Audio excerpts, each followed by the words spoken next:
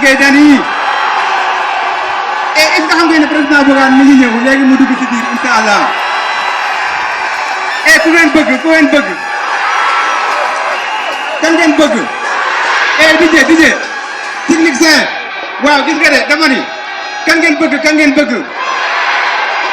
président Bougane Gueye Dany borom mouvement gëm sa bopp ndax gëm sa bopp dafa neex nit ki da nga ko war a dund gëm sa bopp dafa war a nekk ci nit gëm sa bopp lan wax de waaw fi ñu toll presse bi ñëpp ñu ngi fi vraiment ñu ngi leen di jaajëfal bu baax a baax di ziare presse bi yëpp rek tey organe de presse yi tey kenn desul ñëpp a ñëw tey fii nar naa sap ak président Bougane Gueye Dany waaw fii moom tey boo sànni mbàtt mu tag dana neex trop waaw gars yi ñu ngi koy def live vraiment lu mel ne ay xibaar 24 ay Dakar Actu ay Sen Actu point net yëpp ñu ngi fii te am na yeneen organes yoo xam ne fi ñu toll ñu ngi ñëw ñii ñu ngi installé ñoom soxna Amy Ndiaye ñoom ñëpp ñu ngi fii vraiment fii nar naa neex tey nar naa neex waaw xam naa kon ab son rek laa bëgg son bu saf sàpp rek boo ma tànnal baax na waaw boobu neex na baax na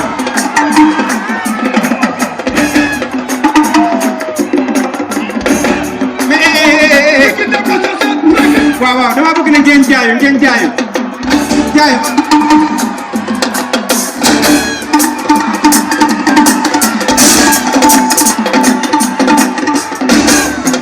soxna Amina Bougane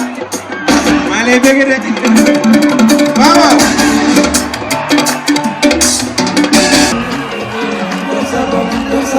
gëm sa bopp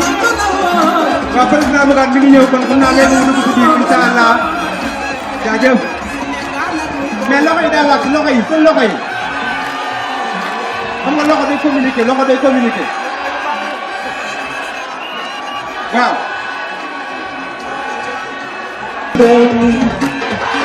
ku ñaan ñàkk ko demee am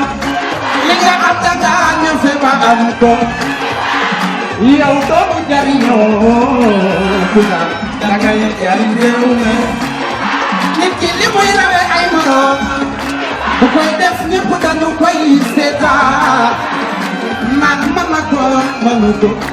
ngay jéem ba yàlla fekk la ca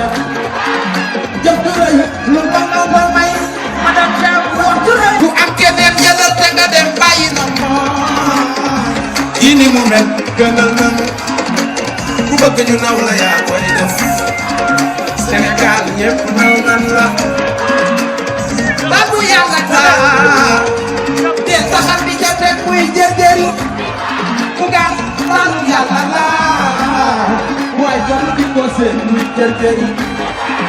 góoru moomi sekk naw nan la waaw ñu naw nan la ay góoru madame Thiam naw nan la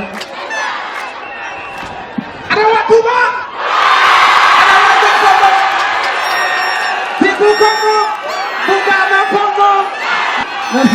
merci beaucoup jërëjëf may leen ma ko loxo waaye may leen ma ko loxo seen loxo ca kaw may gis seen loxo ca kaw waa kon président Bougane mi ngi ñëw ana waa toog si bopp seen loxo ca kaw may gis seen loxo ca kaw may gis président Bougane ñëw de seen loxo ca kaw seen loxo ca kaw gis nga loxo yi de seen loxo ca kaw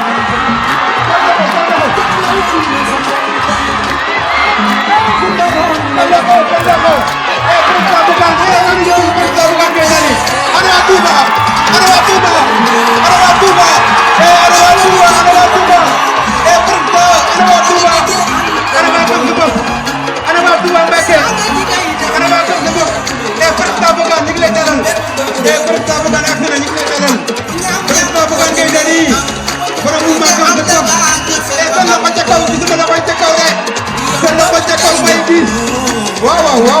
dangay jël waaw réew jël na mi ko jël na ko jël na ko ca kaw may gis jël na ko ca kaw jël na ko ca kaw may gis jël na ko ca kaw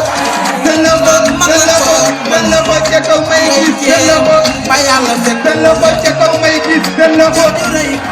jël na ko femm de waaye bu du woon ak mbas mi bu du woon ak mbas mi ak coow yu bari yi ñenn ñuy wax kon tey boo ñëwee doo agsi fii tey président ñi ñëpp kenn ku ci nekk bëggoon naa wut ñaar fukki kaar ñii fanweeri kaar waaye yow yaa téléphoné ne nañ ko yemale kon président yemale nañ ko waaye lii mësu fi am président li ma neex mooy ndaje mi dafa civilisé yow ñi nga am dañoo civilisé dañoo bëgg seen bopp dañoo gëm seen bopp dañoo bëgg seen Touba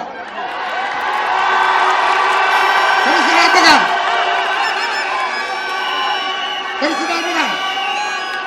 dalal naa la fii ci région Diourbel ñi ma fi doon dalale Abdoulaye Wade 1978 1988 1978 ba tey jii ma ànd ak yow na sa xel dal gën a région bi gën a Sénégal maa ngi nuyu Cheikh Ngom ak xale yëpp di nuyu jigéen ñi di nuyu responsable yëpp waaye maa ngi nuyu sëñ Ibrahima nii ak waa kër si Cheikh Ngom ñu bëri ngi ni toog kon sant naa la gërëm naa la jox naa la réew mi ci xol bu set da ci jot jërëjëf. jërëjëf jërëjëf aywa dañuy woo saykan saykan ndax mi ngi bi soxna saykan Mbacke Dende fa lañ jóge délégation bu rëy rëy lañ am sax waaye délégation bu rëy lañ am wante li nga kii wax rek ni dangaa waxoon oto yi ñu wàññeeku loolu moo tax ñu ñëw sax nañ war a demee demeewul ni waaye noo ngi sa ginnaaw tey ak ëllëg noo ngi ñaan ci kàttanu yàlla ak yonente bi yàlla na nga jël réew mi ci barke Seydina Muhammad sallallahu alayhi wa sallam yàlla defal lafal la cat jërëjëf Serigne Touba Bougane fi man yëguma leen de ku fi man ku fi gën président Bougane am nga jom président Bougane jàmbaar nga li ñu lay yàqal nga yëkkati di ko dox ci réew mi mën a dund te doo woote lii jël sa ñax woo waroon a teg réservé ko pour sa njaboot nga jóg di defi projet di liggéeylooy nit di taxawal nit fii ku sol t-shirt amu fi fii ku ñu neexal nga ñëw amu fi fii ñu la gëm ñëw fi ñëw Bougane nii man Chérif Aïdara lu la sëñ Touba defal maa ne ku yebu balaak sëñ Touba yow sëñ Cheikh Gaïndé Fatma ba muy waaj ëllëg mu am ab président de la République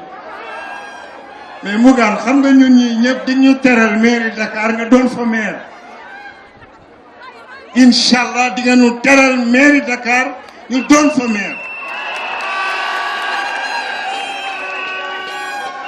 Bougane jigéen ñu am jom ñoo nekk ci tund Touba Bougane ñii ñoo jur xale yu góor yi nekk ci dëkk bi di jaay ci autoroute yi di gàddu seeni bagage ñiy jàng seen jàng mënul a fël ñii jigéen ñii ñoo jur ñooñu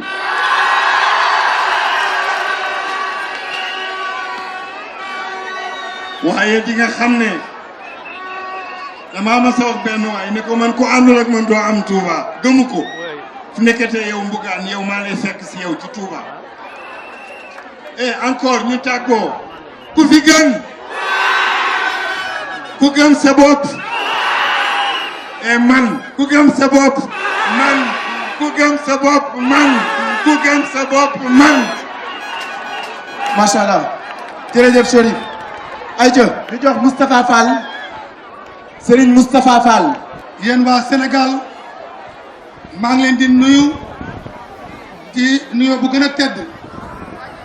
di jël nuyoo bi teg ko ci loxo suñu xalifa général sëñ Mountakha Bassirou xalifa Sëriñ Touba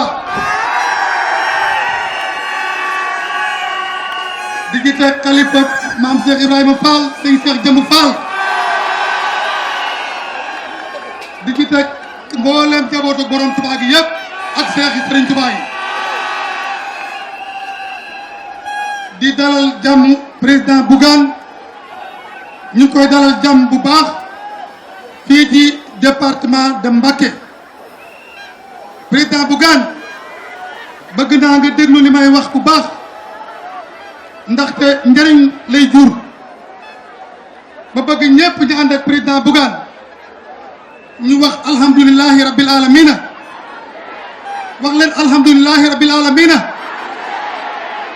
alhamdulillahi rabbil alamina bi nga xamee ne Sénégal sonn na lool am jafe-jafe yàlla indi solution bi mooy président Bougane Gueye président Bougane yow yaay solution Sénégal yow yaay solution Sénégal li ma wax nag lu ma xam la c'est parce que réew mi dañoo war a jël jox réew mi koo xam ne mënal na réew mi dara waaye jox ko réew mi koo xam ne mënalul réew mi dara loolu coono lay indi kon président yow yaay solution Sénégal danañ ko ànd ak yow nag ba géej gi fer li ma lay xamal nag mooy njiitu réew mi takk nay bagaasam ba dénkaani ko fu mu xaw ba dem rek lay xool danañ ko dàq ba mu génn réew mi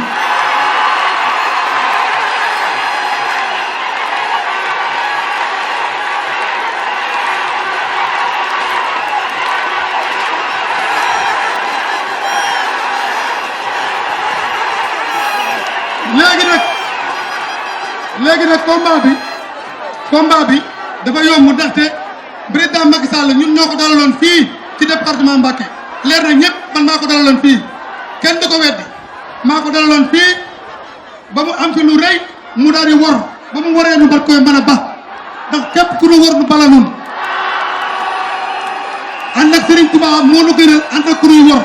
te Macky Sall workat la war na waa Sénégal gépp kon dañ koy bokk bàyyi ñun ñëpp ànd ak président Bougane fal ko jox ko réew mi combat bi nag ñetti combat la lañ leen wax ñetti combat yan la premier combat bi mooy élection locale yi ñu babax ko tabaxal ko buñ ko tabaxalee deuxième combat bi mooy législative ñu roof ko galgal ñetteelu combat bi mooy présidentiel ñu yàlla ko ci kaw door ko ci suuf ba président bi daa réew mi jërë ngeen jëf aja papa jërëjëf di woo Cheikh Ngom Cheikh Ngom ci aja bismillah Cheikh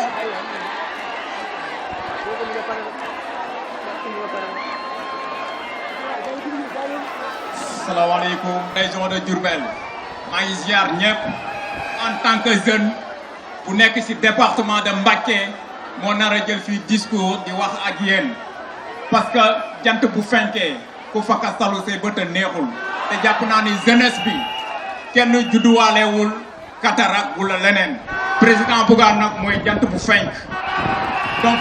li may wax moo di nañu xool suñu avenir nous la jeunesse parce que ëllëg ñun ñoo koy liggéey suñu ëllëg suñu weewu tànk la nekk te mbéjum kanam borom a koy fayul boppam président Bougane jeune la bu engagé pour son pays kon jeunesse bi dañ ko war a delloo njukkal bi nag du lenn lu dul ànd ak moom président Bougane moo nekk nit koo xamante ni dafay encourager jeunesse bi su ngeen ko xoolee ci man mi jël fii kàddu ngeen xam ni kon président Bougane bàyyi na xel jeunesse bi kon nag nañu àndandoo jàppandoo président Bougane mën a defar suñu département parce que département bi li fi manqué bari na amul benn infrastructure dafa jot nag ñu jógee fi politiciens yi te xool ñi nga xamante ne loxo dafa set donc defaat nag nee nañ borom a ko tey waaye bu mag tëddee ba ci lalam dana xam la mu def te ngeen bàyyi 1000 francs yi 2000 francs yi ñu leen di jox pour ngeen voter lu am importance laay wax pour ngeen bàyyi ko pour seen njaboot ëllëg loolu moo tax may wax fii ngeen bàyyi ñu xel ñun jeunesse bi suñu ëllëg dans 20 ans dans 30 ans lu ñuy doon ëllëg kon bu leen bàyyee réew mi ak politiciens yi président Bougane a ngi nii loxom set na wecc macha allah kon nañ ko ñaanal suñu borom yëkkati ko ca kaw ba département de Mbacké ñu jël ko teg ko ci loxo gëm sa bopp ak département yi nekk ci Sénégal yëpp maa ngi leen di gërëm te di leen sant merci beaucoup merci di gërëm sama coordonnateur Ibrahima Gueye mi nga xamante ne fu mu sonn rek vraiment gëm sa bopp a tax kon ñaqam yëpp gëm sa bopp moo ko tax a jóg maa ngi nuyu ñëpp merci beaucoup merci. ak bi nga ko defee wax na ko war na leen nar na ko def na ko ba pare wàcc ngeen ko koo leen àndal jamono jii ñu nekk nag dafa am lu muy fàttali mooy li sëñ Moussa Ka di wax li mu naan boo ñu joxoon nag la ñu yoroon dootuñu def nañu defoon xanaa yëgoon ni yaru nañu ku weddi laajal xarnu bee ku weddi na laaj waa Mbàkke buñ leen joxoon carte yi di ngeen ko joxaat Macky koo leen koy jox dinaa leen wax nag li waral sama ànd ak moom dama dégg mu ne moom li ko ñor mooy uti lu bëri nangu koo séddale te gën cee tuutile ma xam ni fa mu jëlee bind mi ak fa mu koy royee ci kan la xam ngeen kan la Cheikh Rafal Babil Mouridine ana ñu ko àndal ndax maam Cheikh Ibra dafa ne maam Cheikh Ibra Cheikh Rafal dafa ne asa doom de leen yor ci koy tan mu ne tan ni muy def mooy bu tisee medd day dem woyu méroomu meddam yépp ne leen medd ngi ne ngeen xéewalu il a une retraite douette qui lui permet de bien vivre le restant de sa vie. Quand il s'est engagé, c'est au nom de l'intégrité nationale. li mu am bu ko yemale woon ci boppam ak famille am du jàppale kenn mais bëgg jàppale nit ñi moo tax gis na mbedd mi woo na leen yéen ñëpp te leer nañu woon ni buñ ko tànnee comme kilifa nee ko jiitul lekkul bu demee ci tànn yi nañuy def la ñuy def ndax bët bi lay jël ak taat yi jël la ca gën a yël jox ko moo loolu. du ma leen ne nag lu mu wax def ko nag sëñ Cheikh Gaynde Fatma dafa ne loo wax def ko yàlla a ko mën mais leer na ma woon ne lu mu wax nar na ko yàlla miy maye nag tey joxe ndam yàlla na la ko jox au soir du 24 février. merci beaucoup. asalaamualeykum.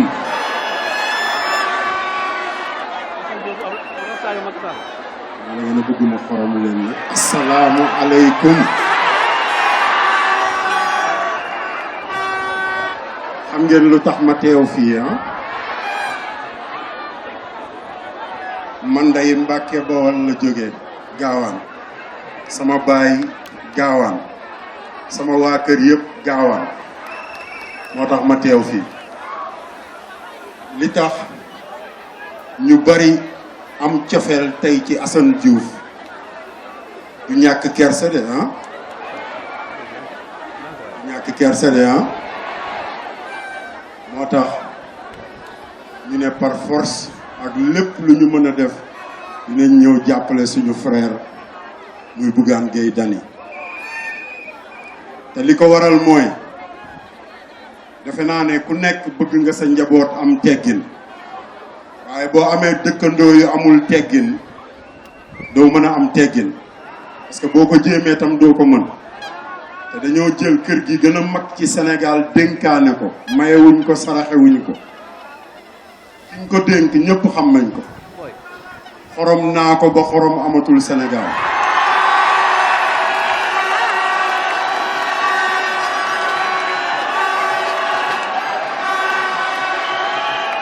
te du ma bàyyi de du ma bàyyi xam nga lu tax du ma bàyyi tant que ñun jeunesse bi ñëpp taxawuñu taxawaayu Assane Diouf am fulla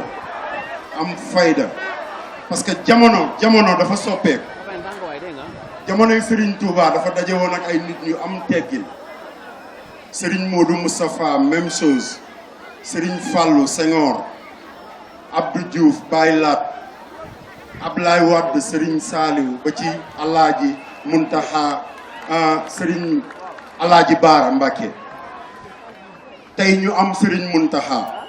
mu fekke lépp nag ñun ñii moo ñu gën a nekk activiste parce que li tax mu gën ñoo nekk activiste Serigne Muntaxa seetaanul kenn nag fii Sénégal seetaanul kenn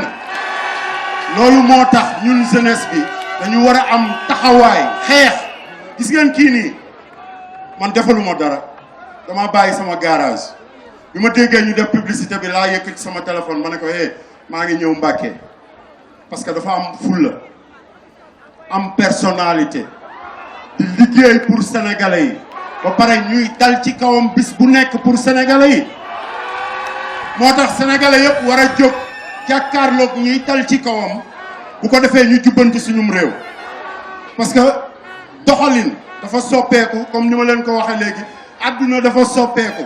te yéen ndaw ñii ku ci nekk buñ la nee sa dënn bi lu ci nekk nga ne Serigne Touba Serigne Touba da doon xeex dafa xeex ba ñu egsi fii ñu egsi xoolal jal bi nag bu fekkee ne dañoo tiim jal bi naan jal bi ku nekk di cibb waxtu wu ne te teguñu dara ñun ci kaw jal bi dañuy dem ba dara dootu fa ne te ci jamono boobu la ñu toll moo tax xoolal Macky Sall dégage wax leen ko Macky Sall dégage Macky jëlal say bagage nu mu gën a gaawee balaa Sénégal a dal sa kaw parce que xoolal du ñu bàyyi jamais te deuxième vague baa ngi ñëw de non troisième mandat jërëjëf Mbacké Bawol jërëjëf Serigne Touba jërëjëf Bougane Gueye Dany. merci beaucoup Assane ayca xam nga jotaay yu mel nii wax dëgg yàlla mënuñu di ko tàmbali ba ni muy jeexee te duñu remercier ñi nga xam ne ñëpp ñoo fi teew te buñ ne remerciement dañ koy jiital ci la grande coordinatrice madame Thiam ñëpp ñi ngi lay remercier d'accord on me signale que Malo ko waajaa ngi nii ndeysaan bu meroon na nga dégg tey bu doon jooy galan na bur Sénégal dina changé bu jaaxle woon na sa xel dal bu meroon na nga dégg tey bu doon jooy danga noppee waaw bu kaat kay ñëw jox nga ñu déggi ba mu doy boo ñu diggee ak dañu koy jëf teraanga ji ngay def ci réew mi umpul benn doomu réew mi ku ñàkk ñàkk boo jëndee am li nga am danga ñafe ba am ko yow doomu jariñoo dangay jariñ réew mi nit ki li muy rawee ay maroom bu koy def ñëpp dañu koy seetaan naan man na ko mënu ko ngay jéem ba yàlla fekk la ca jëf ju rëy lu la mën sa may wax ju rëy mënu ko yow bi fi mu toll nii ku am yërmande moo ci gën bu gaat lépp lu ñu metti metti na la am nga yërmande di ñoom soo nga sa dal dugg ci réew mi xam seen coono bopp bopp ñoom am nga yërmande ci réew mi waaw yaa jara jox mbee gëm sa bopp gaa ngi la woote moom ngi la woote gëm sa bopp moom la woote gaa ngi la woote gëm sa bopp moom la woote yawa moom gën a woote Sénégal ak li ko wër bugaan bay ñëpp ne ñu yow la doo ñu dikki no naaf lépp loo nu ma sa wax teg nga ci bët bugaan bay coow li yow la tudd la dakkalee ñoom ndax yow meloo di ñoom saa yoo yeewoo yaa ngi xool mu jëmale réew mi kanam waaw kenn amul sa fan ana waa Mbacké ana waa Touba ana ñu bëgg président Bougane Gueye ah bu ngeen bëgg nga sa réew bëgg nga say doomi réew taxawu nga leen ba noppi loo di doon jox mag yaa ngi ñaan gone yaa ngi ñaan kilifa diine kilifa aada jox nga leen li nu moom Bougane Gueye jar naa jox réew ana madame Thiam boo wax loo ko Bougane dañ la ko yare doo wax loo xamul Bougane dañ la ko yare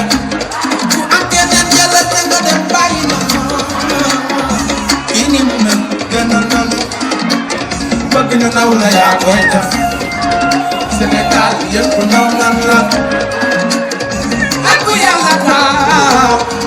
te saxal di ca teg muy jërjëri Bougane daanu yàlla la waaye doolu di ko seet muy jërjëri jooru moomi sekk ndaw nan la waaw ndaw nan la jooru moomi sekk ndaw nan la merci beaucoup. jërë ngeen jëf mbokku Mbacké mi ngi gërëm le doyen Sakho mi ngi gërëm nag ki yor organisation bi di madame Thiam donc sans plus tarder avant ñuy jublu suñuy confrères ñi ngi jox la parole à l'espoir de la jeune sénégalaise mesdames et messieurs na ñëpp jóg taxaw ñu teeru le président Bougane Gueye Dany ku jaaxle woon na sa xel dal ku meroon na nga bëgg doy asalaamaaleykum waa Mbacké asalaamaaleykum waa Touba asalaamaaleykum la région de Diourbel maa ngi am mbégte teew ci dëkk bu tedd bi ndax ku ne xam na ne Cheikhul Khadim fii la bawoo waaye ku ne xam na ne également ne kuy woote gëm sa bopp sa xel dem na ci Babul Mouridine mu di maam Cheikh Ibrahima Fall dëkk bi dafa am taarix moo tax ma am mbégte ginnaaw bi nga xamee ne ki ñu yaakaar ñun ñëpp mu di Cheikhul Khadim teg nañu ci yoon tette nañu ci dëgg tette nañu ci gëm suñu bopp parce que li mu ñuy wax lépp ci yoon woowu la ñu teg bu ma ñëwee ci dëkk bi damay sant bu baax xalifu Daaru Salaam sant it suma sëriñ suma xarit mu di sëriñ Cheikh Anta maa ngi koy sant bu wér waaye di beral ab cant sëriñ Galas Kaltoum mi nga xam ne yónnee na fi délégation bu am solo may sant également képp koo xam ne yaa ngi bokk ci fédération Gëm sa bopp du Bawol di ci beral ab cant bépp responsable muy góor muy jigéen ci wàllu Touba ci wàllu Mbacké daanaka dans la région de Diourbel ma teg ko ci loxo Ibrahima Gueye mi nga xam ne mooy superviseur bi maa ngi leen di sant bu baax a baax a baax a baax suma yaram dafa daw bi ma gisee suñu yaay yi toog li ko waral mooy xam naa ne seen coono yéen a ngi seenu seen njaboot daal di leen pompal seeni rangoñ njaboot googu tey jii ñoo sonn famille boobu tey jii ñoo jaaxle famille boobu tey jii ñoo am lu leen métti mooy suñu doom yi mooy suñu jarbaat yi moo tax man Bougane Gueye ma takk suma ndigg benn paa bu am xam-xam nee na ma Bougane yàlla dénk na la lu tax ngay daw ma ne ko bàyyi li tax may daw du pour sama bopp waaye ñi ma jàkkaar lool am ci ñoom yërmande lool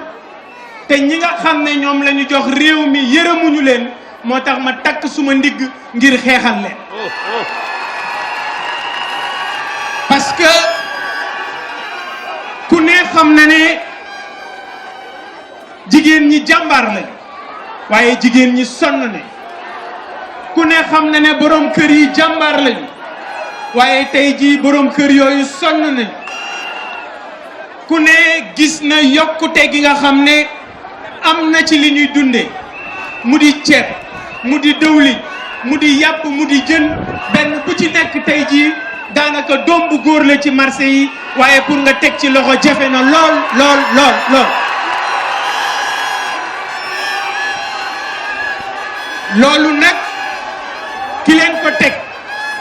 ki leen teg jafe-jafe yooyu ki leen dugal ci gutta googu nga xam ne Sénégal tey jii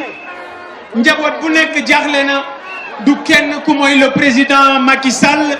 parce que moom moo jël ay décisions inappropriées tey jii ñu ngi wax waxi Covid ñu ngi wax yokkute bi ci Covid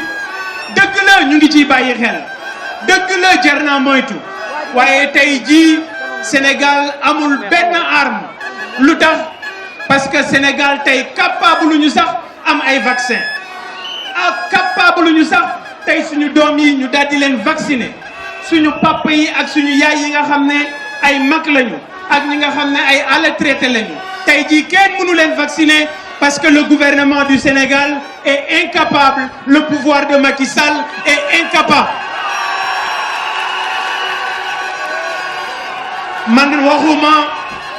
man waxuma ñu jëndi vaccin dama ne Sénégal am na ay borom xam-xam am nañu ay experts am nañu borom xam-xam yu mucc ayib yoo xam ne bu ñu leen encadré woon tey jii Sénégal mun naa liggéey ci vaccin boppam parce que am nañu capacité bi lan moo koy joxe xam-xam te xam-xam Sénégal la fekk baax damay joxe rek benn exemple ci dëkk bii ñu taxaw mu di Mbacké ma ciy profito di jaale njabootu Serigne Fallou nde ku ne xam na ne suñu sang ba suñu sëriñ ba suñu xarit ba Serigne Mamor Mbacké bu Serigne Fallou dafa génn àdduna kooku mu di sëñ Mamor moomu bi mu amee juróom-ñaari at la wàcc alxuraan fii ci Mbacké kon nga xam ne jot na ñu bàyyi xel suñu njaboot jot na ñu bàyyi xel suñuy doom jot na ñu bàyyi xel njàng ci Sénégal parce que li ma gëm man mooy njàng mooy soqali Sénégal li ma gëm man mooy bu ñu bëggee soppi Sénégal faw ñi nga xam ne dañoo jàng diine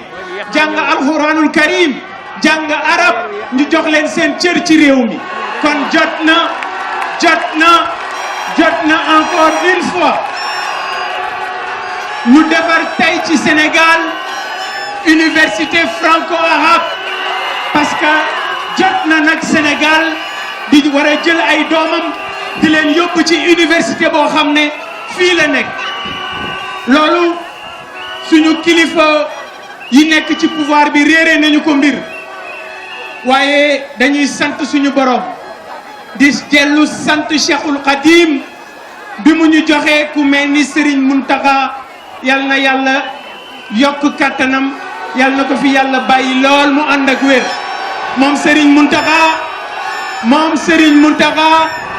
créé na université fii ci Touba bëgg na gone yi Sénégal am xam-xam parce que Serigne Touba da doon wax ne képp kuy fexe nga ñàkk xam-xam képp ku lay sorele ak xam-xam kooku ku bëgg nga réer la waaye alhamdulillah bi ñu suñu borom joxe ku mel ni Cheikh Mountakha Bachir ñu ngi koy sant bu baax a baax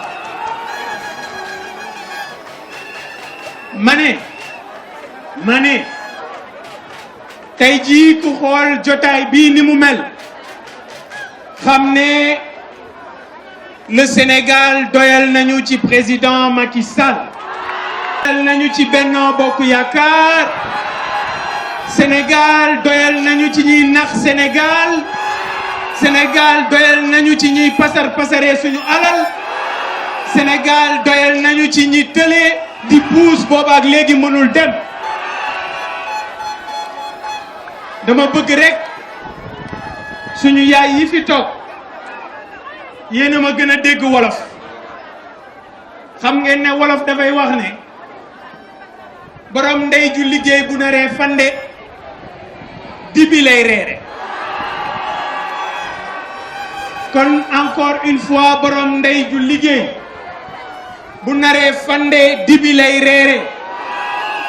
man Bougane Gueye yéenewuma waa Sénégal poñse moom mi leen yéene poñse ba ci yokk Gloria wax na leen fi mu jëmeeg yéen wax na leen fi mu jëme Sénégal kon nag duñu ko may dara, duñu ko may moom président Macky Sall na xam ne lu mu ko jaral ñun ñii sénégalais yi jaral nañu ko te danañu ko dindi foofu mu nekk en 2024 loolu nag dafa laaj seen engagement laaj seen détermination moytu leen ñiy wax moytu leen waxkat yi dañuy wax ba ñu jox leen réew te duñu fa def dara bàyyi leen xel kàddug maam Cheikh Ibrahima Fall gi nañu dem ba keroog ñuy fay wax di bàyyi jëf kon dama leen di invité ngeen bàyyi xel jëfkat yi nekk ci réew mi parce que ku mel ni président Macky Sall wan na leen li mu mëne tey jii dem na ba yéen Sénégal yi dem na ba yéen borom kër yi dem na ba tey yéen jigéen ñi ñu ngi ronqi ci seeni poset yow ku góor ki ñu ngi ronqi ci sa poos nee na ñooy dañuy wutal gone yi liggéey tey booy wutal gone yi liggéey da ngay wax fan ngay jaar waxuñu fu muy jaar pour jox gone yi liggéey waaye wan nañu yoon bi muy jaar pour yàq liggéey bi mag ñi def Sénégal te loolu duñu ko nangu jàpp leen ne yéen ñi ñàkk di jariñu man ak yéen ñi nga xam ne lu ñu am suñu ñàkk bii moo ñu ko may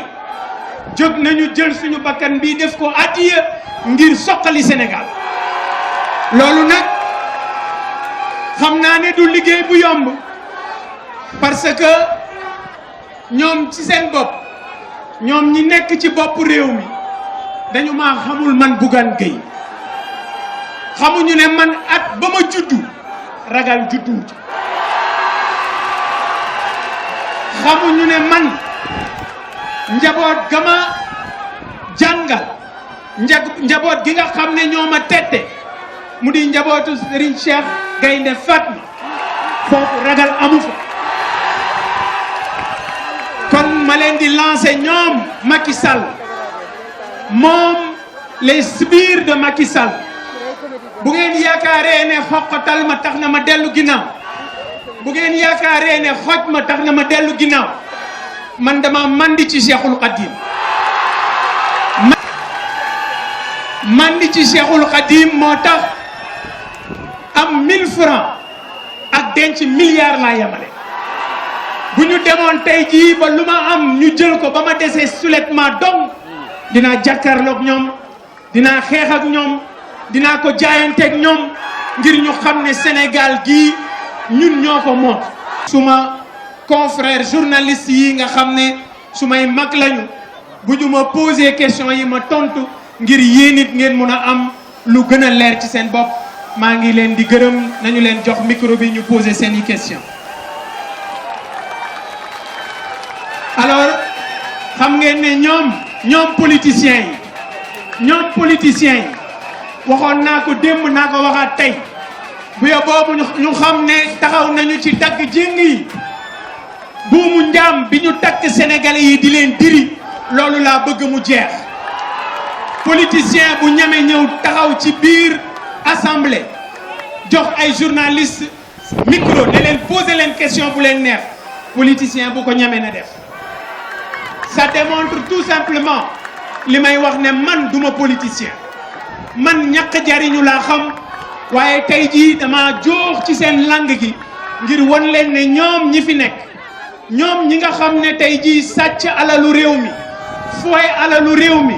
toskareloo réew mi ci loolu la ñu nekk ñun waa Sénégal taxaw nañu ngir jëflante ko ak ñoom jërë ngeen jëf chers confrères. merci beaucoup jërëjëf président Bougane ñu ngi lay nuyu. xam naa ne jotuñu protocole d'interview moo tax xam na maa ko bëggee noonu. voilà kon poser question bu la neex. voilà très bien fi muy njëkkee mooy fi nga mujjee à Thiès muy semaine passée di la féliciter d'abord pour réussite bi nga am foofu mais bàyyi nga fa polémique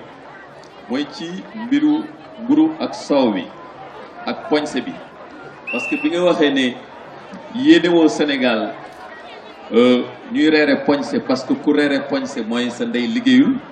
quand même am na ñoo xam ne dañu jàpp ne da nga leen stigmatiser est-ce que dem bu doon tey di nga waxewaat noonu ndax jàppoo ne foofu def nga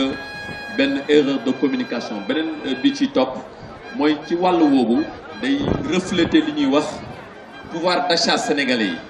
nga xam ne dafa dégradé wu ñëpp xam nañ ko ñu bëri benn repas wala ñaar la ñuy jël par jour yow tey ci sa programme bi nga xam ne décliné woon nga ko ci 2012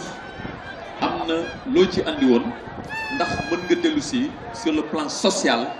yow boo jëlee réew mi bu réew mi tegoo sa loxo en 2024 pour redresser la barre ba Sénégalais yi retrouver waat li nga xam ne moom mooy jëm ci seen niveau de vie yu gën a élevé lan nga ci fas yéene def. Merci beaucoup. jërëjëf El Modou damay xanaa wax naa ko dama ciy dellu si waat rek dama ne wolof njaay moo ne borom ndey ju liggéey bu naree fande dibi lay reere ma ne man yéene naa Sénégal michoui yéenewuma Sénégal poñse borom ndey ju liggéey kon de manière très claire bu naree fande du reere poñse li ma wax lu leer la waaye il faut les comprendre parce que xam nga Thiès y a rien à dire parce que Thiès on a réuni 20 000 personnes kon amuñu dara lu ñu wax mbooloo mii fi taxaw kenn joxu leen xaalis mbooloo mii fi taxaw kenn forcé wu leen t-shirt mbooloo mii fi taxaw amu ci kenn ci ñoom koo xam ne dugg na ci kaar ñu jox ko sandwich ay gor ñu ngi nii kon man ñii laay waxal xam nga suñu borom sax dafay wax suñu borom dafa dem ba ne man su may wax borom xel yi lay waxal ulil albab borom xel yi lay waxal kon man borom xel yi lay waxal waxkat yi waxuma ak ñoom li ma gëm nag man ci luy defar Sénégal ni ko El Modou laaje xam nga El Modou bu ñu nekkee ci réew moo xam ne dañoo gëmloo ndaw ñi ne leen xaalis kenn du ko liggéey dañ koy lijjanti man gëwuma loolu jikko yooyu moo yàq Sénégal jikkoy politiciens yooyu ñoom ñoo nërmel Sénégal loolu lañ fi bëgg a jëlee li ñu bëgg El Modou mooy fexe ba sénégalais bi ci boppam li Serigne Cheikh Al Maktoum doon wax mu ne la démocratie c'est pas le fait de voter c'est de permettre aux Sénégalais de vivre dans la dignité et dans la décence man su ma yéene mooy fexe ba sénégalais bi bu xiifee mun a lekk bu feebaree mun a faju waaye tamit bu liggéeyee ci ñaqu bakkan ci ñaqam mu mun a teral njabootam Sénégal rek ngay gis El Modou nit di liggéey di ñaq di torox nit di ñaq di walakaan waaye nit di lijjanti di politique di wuruj di njuuj njaaj di mos di dem loolu mooy jeex Sénégal loolu mooy man lu ma gëm parce que nag xaalisu Sénégal El Modou Sénégal ñàkkul xaalis Sénégal am na xaalis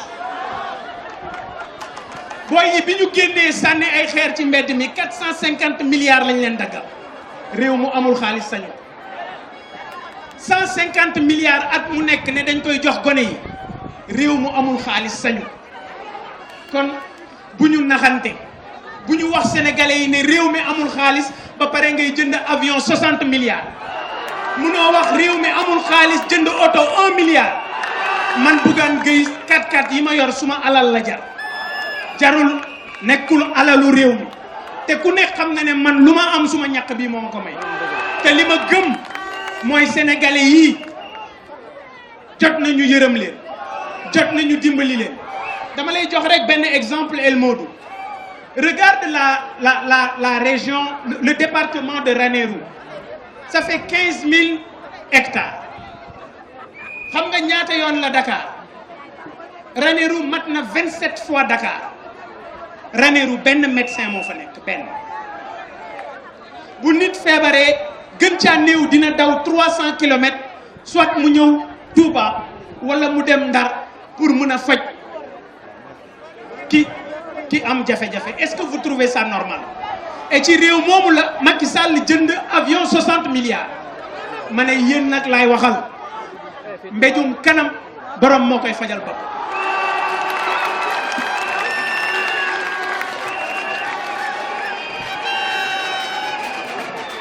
allo asalaamaaleykum maa ngi nuyu ñëpp Makhtar Sarr chef station Walfadjri fii ci Touba ak Mbacké man nag sama question président ci wàllum yoon la jëm muy justice am na ñu bari ñu jàpp ne ak ñi teew fii justice Sénégal dafa gàllu góose maanaam réforme judiciaire yow ndax am na ci xalaat parce que tey xale bu ndaw bi teew fii bu sàccoon benn nen dañu koy jàpp ci kaso bi ràpp tëj te gis nañu ay boroomi doole yoo xam ne jàpp nañ leen ci faux billets ñu bàyyi leen ñuy gundaandaat gis nañu ay nit yoo xam ne par exemple mën naa citer exemple Pape Ndiaye bu Walfadjri tuumaal nañ ko ci 500 000 ñu jàpp ko tëj alors que gis nañu ay kilifa yu ñu jàpp ci wàllum sàcc courant démb ak tey ñu ne dañ leen def contrôle judiciaire wala ñu jàpp leen ci ay affaire fréquence sàcc ñu ne dañ leen def su contrôle judiciaire ndax jàppaloo ne 2 poids 2 mesures ci yoon dafa am Sénégal gi ñu nekk rawatina ci biir réew ñaareelu question bi nga xam ne moom laa jëm ci wàllum homosexualité bi la muy góor jigéen gis nañu ne xalif généraux yi nekk ci biir réew bi yëpp dañ koo bañ ba ci xalif général Sëñ Mountakha ñu koy ñaanal mu yàgg fi lool ñuy topp Macky Sall pour mu criminaliser ko boobu ba léegi loolu antawul ñuy laaj gëm sa bopp lan moo ci position criminalisation la ci loolu la ànd am déet xanaa bi may jeexalee rek mooy wàllum éducation ku ne xam ne ne Touba njàng meeg njàngale bi nee nañ téeméer boo jël ci Sénégal bi ñeent fukk lañ ci def te Touba am na junniy daara téeméer boobu ñu ne ñeent fukk Touba amu ci 1% amul lenn luñ ko sentir benn daara du sentir ndimbalu état léegi nag yow lan nga xalaat ci loolu te pourtant taux de scolarisation bi buy état bi di dem di yalwaani ci biti ak ay ONG da ciy dugal daara yi te daara yooyu gisuñu seen bopp ci njàng meeg njàngale mi yow am na lan mooy position comme ça ñu lay jërëjëf Mamadou Matar Sarr damay inverser ni nga ko posé commencer d'abord par li nga wax ci daara yi xam nga daara ñun lu ñu am alxuraanul karim ñun nu ñu mel Seydina Muhammad la sallallahu alayhi wa sallam moo tax boo xoolee ci gëm sa bopp dañ ne la fileeg daara ji fileeg daara yi fileeg këru diine yi joxuñu leen seen cër ci réew mi li ñu bëgg duñu ko am mukk parce que man li ma gëm te moo nekk ci programme boobu ñu la jox bu fekkee ne liir nga ko dañu ne daara yi dafa jot ñu cëral leen cër bi nga xam ne moom la ñu cëral njàng ci boppam dugal leen nag ci biir njàng meeg njàngale mi dégg nga léegi ma ne la jot na Sénégal am université franco-arabe parce que dañuy jël suñuy doom di leen yóbbu bitim réew ñuy dem di jàngi fu mel ni Soudan fu mel ni Égypte fu mel ni Caire di fa am ay jafe-jafe yu nekk te borom xam-xam yaa ngi fii ci réew mi professeur ya leen di jàngal foofu ca bitim réew am nañu borom xam-xam yu toll noonu nekk fii ci réew mi kon problème bi du moderniser daara c'est jox daara cëram waaye du moderniser ko modernisation luy ñëw la par force kon li ma gëm man mooy ñi nga xam ne ñoo nekk ci daara yi di sëriñu daara yi jot nañu encadrer leen teg ci yoon ay disposition yoo xam ne dootul tax ku nekk ku jóg rek am daara waaye ñu jaareele ko ci ni ma ko waxee ci suñu programme benn haut conseil boo xam ne day gérer loolu lépp loolu day wane ne dañ leen di jox seen cër lu jëm ci mbirum boroom ñaari tur yooyu ngay wax dama ne benn sax ëpp na ci réew benn ëpp na ci réew waxuma la nag nga naan dañu leen di jox ay droit lan droit fan droit ci ñan droit ak kan waaye ma ne benn ëpp na ci réew waay waxuma la nag ñu naan dañ leen di joxe droit fu ñu leen di joxe droit alors j'interpelle le président Macky Sall pour que mu jàkkaarloog Sénégalais yi wax leen dëgg ñuy dégg ne mbirum góor jigéen tifaaxan kenn du ko légaliser ci Sénégal mënta nekk parce que loolu buñ ca yeggee ñun suñu bakkan yii danañ leen ko jox incha allah. lu jëm nag ci wàllu justice man dama gëm ne une justice elle n'est pas parfaite waaye ñi war a yëngatu ci justice ñooy jël seen indépendance su bopp dem na bañe ci suñu biir programme dañu ne pour l'indépendance de la justice ngir justice moom boppam jaadootul président de la république di nekk chef supérieur président conseil supérieur de la magistrature loolu dafay dañ mu ngi ci suñu biir programme waaye ñun ci suñu biir programme yamuñu ci loolu de dañu yegg ba ci ne lépp loo xam ne carrière magistrat dañu koy jox ñi nga xam ne ñoom ñooy cour suprême ñoom ñoo koy gérer kon encore une fois réew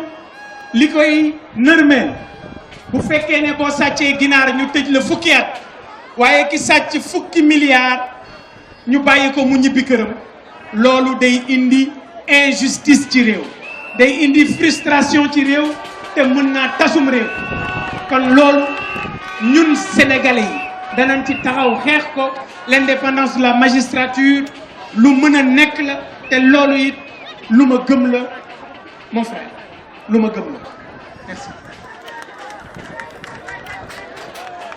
ci sa biir wax da nga wax ne boo demoon nu lay roppat di roppat ba nga dese silet moom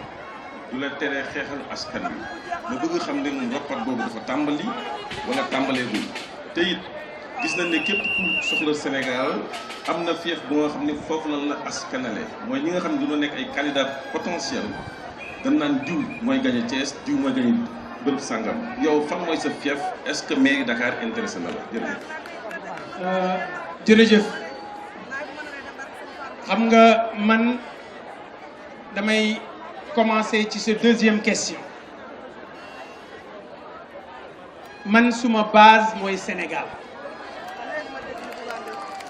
xam nga politiciens yi dañu dugal ay terminologie yu dangereuse ci réew mi moo indi diw naan fii sama titre foncier la waaw xanaa lii ñu dajale ñun ci Mbàkke gii xanaa su ma neexee tey kon man ne fii sama titre foncier la ma ne sàqami te sexoo dara nax sa bopp la Ablaye Wade wax ma fu doon base am Ablaye Wade musul gagné Kébémer musul gagné mairie Kébémer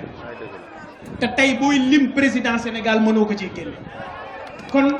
bu ñu détourné ci wax yooyu ay diw fii mooy base am man nee naa la Sénégal mooy suma base Ndar laa dëkk mais suma déclaration de candidature incha allahu rabbi Bignona laa koy defe ji en 2024 may profito di nuyuwaale Alhaji François Bodian mi nga xam ne mu ngi foofu ak ñi nga xam ne ñëpp ñu ngi Bignona ma leen di wax ne maa ngi ñëw beneen question bi nga ne ndax ñu ngi roppat li ma yor nee naa la man musuma liggéey ci nguur musuma ànd ak nguur musuma féete nguur musuma gagné marché nguur musuma politique musuma am carte de membre politique musuma féete kuy politique musuma dendandoo kuy politique lu ma am suma ñaq bii moo ma ko may maam Cheikh Ibrahima Fall dafa ne woon lépp lu ñaq yi maye rus naa koo ñaan suñu borom lépp lu ñaq di may doomu aadama man Bougane Gueye duma ko tallal sama loxo léegi nag lii ma sumb bi ma ciy dugg suma njaboot suma soxnaa ngi nee toog sumay yaay sumay doom ku ne wax na ma ne mu waroo dugg ci lii ndax lii du sa cër ma ne leen aha kay xam nga lu tax ñoom ñii politique dañu ko yàq ba benn gor nangootu cee dugg tey jii boo nekkee ndóoyeen gii doon xale mën a lay boo nekkee ndóoyeen gii doon jeune homme mun a lay mun a gaaw a xeex bari histoire maire koñ bi ñoo naan la demal politique da nga réussir loolu c'est une mauvaise caricature loolu yal nañu ci yàlla musal man nag ñoom ci seen bopp ñu ngi ci depuis 2017 ñu ngi may son waaye dama bëgg ñu xam ne mën nañoo tëj robinet tëj parentère waaye parentère kun moom kenn mënu koo tëj fi may wax ak yow nii Sénégal ñu ngi may dégg envoyé nañ ma redressement fiscal 2 milliards 400 loo xam ne teguñu ko fet amul ci lenn luñ ko teg et li koy firndeel mooy Sénégal ñoo may déglu bi ñu demee di wuti waat quitus fiscal dañ maa joxaat quitus fiscal mooy maanaam toi tu es en règle waaw nooy laajee nit 2 milliards 400 ba noppi delluwaat jox ko quitus fiscal ne ko tu es en règle alors nañu bàyyi caaxaan nañu bàyyi fooye suñu administration on a une administration militante méritante j'allais dire on a une administration méritante une administration qui aujourd'hui fait la fierté du Sénégal moo tax ci ñun suñu programme gëm sa bopp dañ ne un haut fonctionnaire de l'État du Sénégal danañu ko interdire muy def politique parce que mënuñu nangu xaalisu sénégalais yëpp di la fay yow ngay seet fooy féete tey jii ñëpp ñi nga xam ne dañoo nekk ci Sénégal nekk à des postes de responsabilité jàpp nañu ne bu ñu politiqueul du ñu avancer jàpp nañu ne bu ñu neexalul président Macky Sall du ñu am avancement c'est dangereux pour ce pays c'est dangereux pour nos enfants c'est dangereux pour l'avenir du Sénégal kon encore une fois nañu def lu leen neex nañu jàpp ne fii ci Mbacké gii laa koy waxee waa Touba ñu ngi may dégg ñoom nañu gëm ne ñoom ñi nekk état bu Sénégal ñoom Macky Sall ak pouvoir am man Bougane Gueye suma bakkan bii def naa ko addiya Sénégal suma bakkan bii def naa ko addiya jeunesse su Sénégal incha allah. certains hommes politiques pour affranchir dugg ci biir réew mi gis nañ que sa relation ak Ousmane Sonko ça évolue en dents de scie parfois mu nekk au beau fixe parfois aussi nga jël say distance tey jii kan la Bougane mën a àndal jëm ci élection moo xam local la moo xam 2024 ak kan la mën a àndal ci cadre élection beneen question bi nga xam ne également moom lay andi mooy Bougane tey bu gagné dañu gis ne yow mouvement nga yoroo parti boo xam ne ndax sa mouvement bi mën na nekk parti politique ak ëllëg boo gagné yan nit nga fas yéene àndal liggéey parce que gis nañ que ne mouvement bi peut-être c'est pas encore tellement structuré sur qui Bougane compte pour diriger ce pays. D'accord El Modou maa ngi lay gërëm damay ñëw ci question boobu Bougane compte sur les Sénégalais et les Sénégalaises Bougane compte sur une administration Bougane compte sur des Sénégalais valeureux yoo xam ne ñu ngi fii te mësuñoo jaay seen ngor Bougane compte sur ces Sénégalais qui ont envie de transformer ce pays Bougane compte sur ces Sénégalais qui ont envie de faire du Sénégal l'Eldorado de l'Afrique de l'Ouest pourquoi ne pas dire le pays le plus développé de l'Afrique l'Éthiopie l'a réussi pourquoi pas le Sénégal xam nga lan mooy suñu problème El Modou dañu jël ay nit ñoo xam ne mësuñoo jël taabalu gerte jaay ko mu jar ñu jox leen suñu avenir u réew c'est pourquoi j'invite les entrepreneurs de ce pays jóg leen ngeen ñëw àndandoo ak ñun ñu liggéey Sénégal loolu laa gëm li ma gëm man mooy maire bi jaay caaf li ma gëm man mooy ki teg taabalam fële di jaay ndékki ñooñu ñëpp dañoo war a jóg takk seen ndigg pour ñu defar Sénégal parce que Sénégal politiciens yi moomuñu ko pour ma ñëw ci li nga xam ne moom ngay wax ne Bougane kan lay àndal ci wàllu politique mën naa ànd ak ñëpp ci wàllu politique ba mu des Macky Sall ak Benno Bokk Yaakaar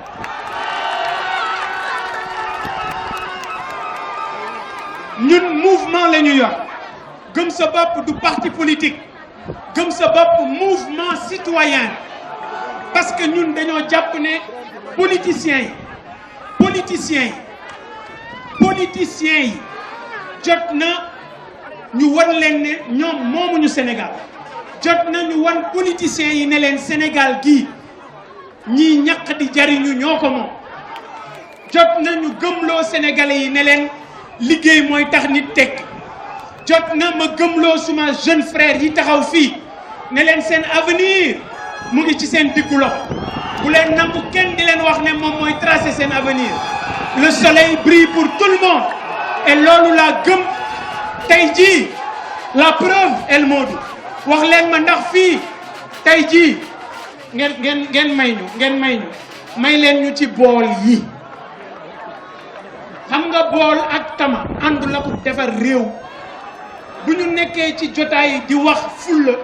ngeen dimbali ñu ci tàccu gi ak tama gi ngir yàlla may jéggalu xam nga kàddu gi mënul doon kàddu politicien man duma politicien man ñàkk jariñu laa xam kàddu yi may wax ak yéen leblew ma ci te fayu ma ci bor barki Cheikhul Khadim bu fekkee ne liggéey Sénégal dong moo ñu tax a jóg yàlla nañu Seydina Muhammad taxaw bu fekkee ne lenn intérêt personnel am na ci lii ñuy yóotu yàlla nañu ko Seydina Muhammad xañ ba duñ ci jot kon li ma gëm El Modou mooy Sénégal ñun ñoo koy defar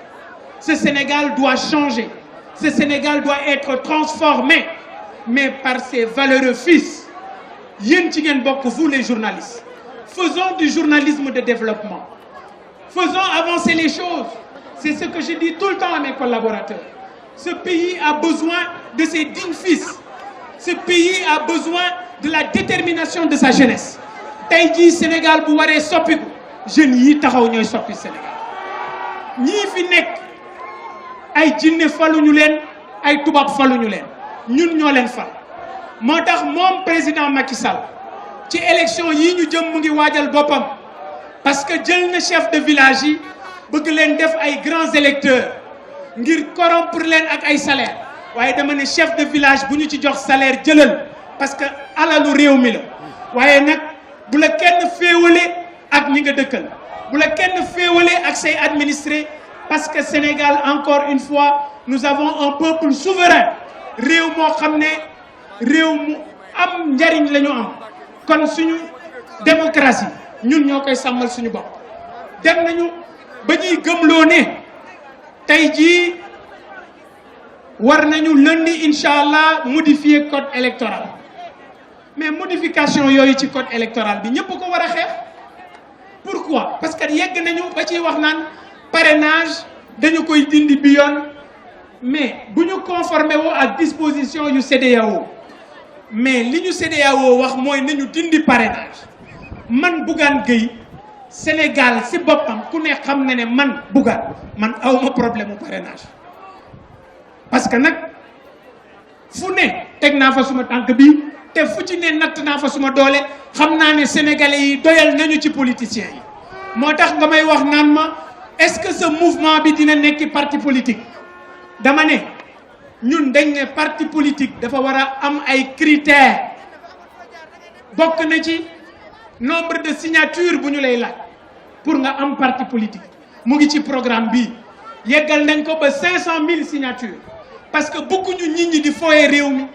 bëgguñu nit ñi di caaxaane réew mi bëgguñu nit ñi di jël ay parti di ko def business politique kenn du ko dunde politique day mottali doomu aadama waaye politique du dundal doomu aadama te sénégalais yi dañoo noppi pare ci politiciens yi nga xam ne dañuy jëfandikoo Sénégal loolu message bu am solo la waaye li nga xam ne bëgg naa ko yokk mooy la lutte contre la corruption est-ce que xam ngeen ne Sénégal li tax Sénégal ndóol ñi gas Sénégal bëgg koo suul ñi nërmeel Sénégal ñu ngi ci biir Sénégal mooy fonctionnaire yi nga xam ne dañoo nekk ci ay position de rente nekk ci gouvernement bi di fooye alalu réew mi di sàcc alalu réew mi yéen ñi taxaw fii ku nekk xam na ne enseignants yi ñoom moor bu Touba Mbul nga xam ne ay enseignants lañu ku nekk xam na ne yéen du ngeen tabax R+4 parce que seen salaire permettre leen tey jii sénégalais yi nga xam ne ay fonctionnaires lañu ñu leen di gis ñuy sàcc alalu réew mi et di fooye alalu Sénégal dem na sax ba ci wàllu Covid bii ñuy wax Macky Sall 75 cas la ñu amoon 75 cas mu décrété couvre-feu tey ñu ngi ci 350 na décrété couvre-feu na ko décrété xam nga loolu lu muy wane mooy ne ba muy jël décision bi jëlul décision bu baax et ça je l'ai toujours défendu wax naa leen nee naa leen xoolal magum 80 ans mu di Serigne Mountakha Bachir daf ñu jox ñun leçon nous la jeunesse parce que biñ ne ko tëjal dafa bañ ne leen lii nañu àndandoo xeex ko kon àndandoo xeex jàngoro ji mooy la solution waaye du woon tëj nit ñi bay mu tëjee nit ñi dafa génne 1000 milliards est-ce que tey génne na 1000 milliards moonte tey lañ ko gën a soxla mais du ko def parce que amoo fa mu doon lebee leb naa lebal bañ ne ko adada dootuñu la lebal ñun d'accord nañu nga leb jënd ginaar mu daldi nen nga am ay cuuj ainsi de suite xam-xam mooy liggéey réew xam-xam ak gëm sa bopp mooy liggéey réew kon yéen ñii ci réew mi vous les Sénégalais je reste convaincu que vous avez changé la philosophie, vous avez choisi la philosophie gëm sa bopp vous avez choisi l'esprit gëm sa bopp vous avez choisi le mouvement gëm sa bopp pour transformer le Sénégal. Vive Mbacké, vive Diourbel. maa ngi leen di sant allahumma salli ala sayyidina Muhammad merci.